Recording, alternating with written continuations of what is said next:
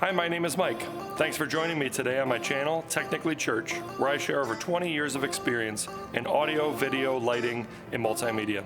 You can always find out more on my website at technicallychurch.com. Let's jump in.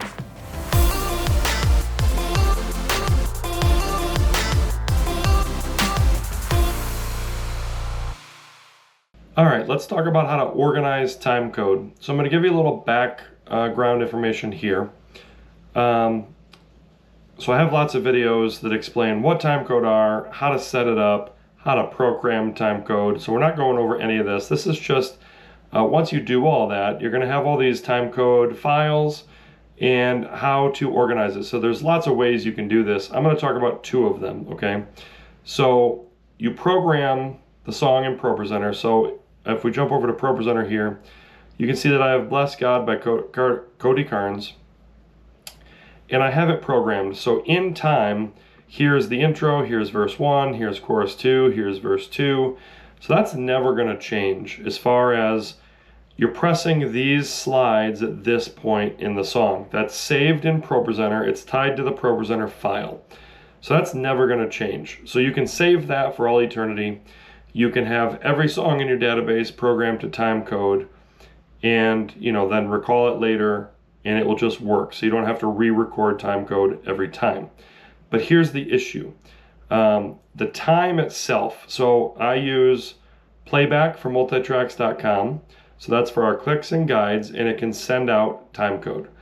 ProPresenter from Renewed Vision is now receiving the timecode, and I have that each song recorded in ProPresenter. Okay, but you have to give it fake time. You have to give it a time in timecode space so it knows that when I press play and playback and I'm assigning it 1 hour in time, ProPresenter receives that and it knows that that 1 hour in time is Bless God. And then it plays real time and it knows how to advance the slides. So hopefully I didn't lose you, but you're limited here, and that's the whole purpose for this video, is you're limited to 24 hours of timecode.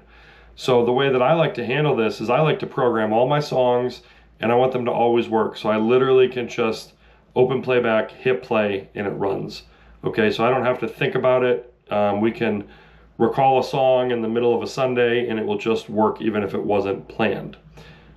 But you're limited to 24 hours in time to do this. So if I were to say Bless God is 1 hour, 0 minutes, 0 seconds. So I do everything in 10-minute increments. You could do it in shorter increments. It just has to be the length of the song. So it just depends on how you want to set it up. I do mine in 10-minute increments because I've found that we don't ever do songs that are longer than 10 minutes. Even if some worship songs are, we shorten them. So if I show you my spreadsheet, just so this maybe makes a little more sense. Here is my spreadsheet for how I keep track of everything in time. So 10 minutes in time. So this is 0 hours, 10 minutes. Is Hosanna. 0 hours 20 minutes is Name Above All Names. 0 hours 30 minutes is Son of Suffering. So hopefully this is making sense. So if you jump all the way down to 19 hours 30 minutes is House of the Lord. Okay, so if we get down to the bottom, the way that I'm doing this in 10-minute increments, the last song I can program is at 23 hours 50 minutes. In this case, it's Graves into Gardens. In timecode, there's no more time than that. So again, the reason I do this is because I have all of these songs are programmed and I can recall them at any time. I don't even have to guess and they'll just work. So I have all those in a playlist in ProPresenter. So I have this songs-TC playlist. Every one of these songs is in here. Every one of these songs is assigned its time in fake timecode time. And it's all programmed. So literally I just load the song and hit play and it works. Don't have to create a playlist in ProPresenter, don't have to do anything. So it's great. But again, you're limited to the 24 hours in time, which in my case equates to 142 songs. So you can only have 142 songs programmed and ready to go at any one given time. Now, for most people, this is not an issue. That's plenty of songs. And even in my case, I'm not going to continuously do 142 songs or more all at once. So what I do is I do have 142 songs programmed and more. but I've just, as we take them off our lists, like, you know, here, Joy to the World. So that's a Christmas song. Maybe I did that a few years ago and I say, I'm not going to do that again. I'm going to reuse that piece of time code for a new song because I just know that Joy to the World isn't needed anymore. Now, it's still programmed to time code and I could still assign it a new time in the future, if that makes sense. But I have 142 songs ready to go all the time. And again, if you did less than 10-minute increments, you could get more songs. So this is one way to do it. So I have a spreadsheet that I keep track of this, all the songs, what the time code are, when I program them in Playback, you know, so let's talk about Easy to Praise right here. Easy to Praise, I have assigned as 2 hours, 10 minutes. So I'm just gonna show you real quick. If we jump over to Playback, let's pretend this was Easy to Praise. I'm gonna set up time code for it real quick. Time code location. In Playback, I always do 0. I always do it at the very beginning of the timeline, okay? And then here, SMPTE start time, in this case, is 2:10. Okay, we update that. So now this song, and then I'm gonna save this arrangement in Playback. So again, when I recall it later, it's just there and it's ready to go. Same thing on the ProPresenter side. ProPresenter, I would set the time code if this was the right song. Time code right here, I would set this to 2 hours, 10 minutes. It's saved in this playlist. It's ready to go no matter what. So this is one way you can organize it and everything just works. You can only have the 142 at a time, and then you just have to start reusing it. So this is how we do it. I think it works great, and it saves a bunch of time moving forward. Now, the other way, in the way a lot of people do it, again, because the timeline is always the timeline, the time code can change. So in this case, I'm going to add a couple songs to this playlist so you can see it. So this is, I'm at camp right now. So this is my camp playlist, and this is what we're doing today. So maybe we're going to do the countdown, then the truth, then this I believe, then we're going to do Bible quizzing. We're going to have our message, and then we're going to do This Is Our God. So just as an example, so every single week, what you could do is you could have all these pre-programmed, just not assigned to time. And you could go in here every week and you could just say, well, today the truth is, and you go to your timeline and you say, today the truth is 1 hour, 0 minutes, 0 seconds. So I'm going to change that. So your first song is always 1 hour. Your second song is always 2 hours. So this I believe.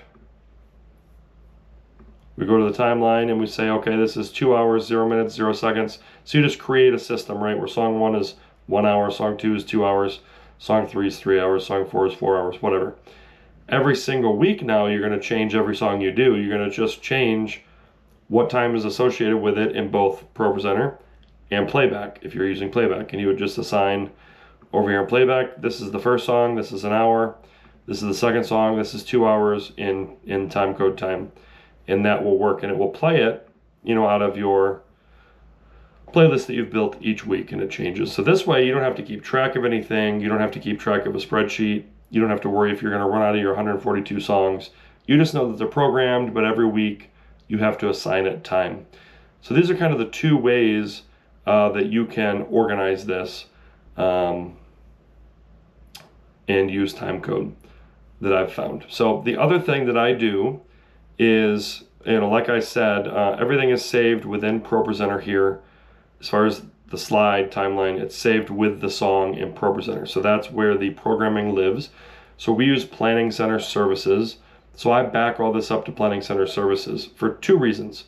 One, it serves as a backup of this recording. You know, it's in the cloud, it's on another computer, it's in a second place, so it's a backup.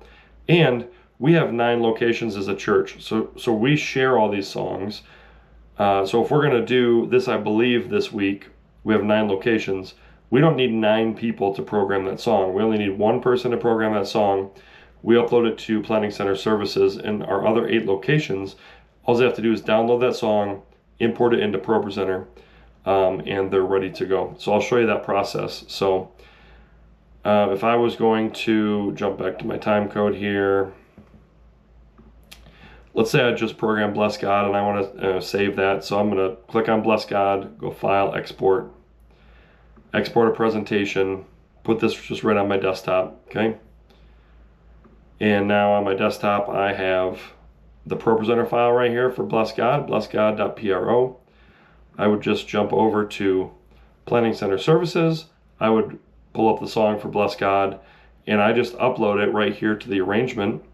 You can see here I have blessgod_tc. I named them all that way just so I know that that file is timecode programmed, because I could have other ProPresenter files that aren't.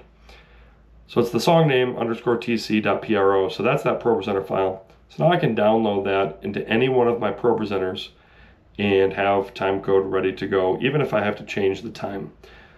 So it's a pretty great just way to organize, way to back it up. So that's kind of how I organize timecode, how I back up timecode, and how I use it week to week. Hope you enjoyed and hope it was helpful. Thanks for joining me today. Again, my name is Mike. You can always find out more on my website, technicallychurch.com, or on my YouTube channel, Technically Church. Look forward to seeing you soon.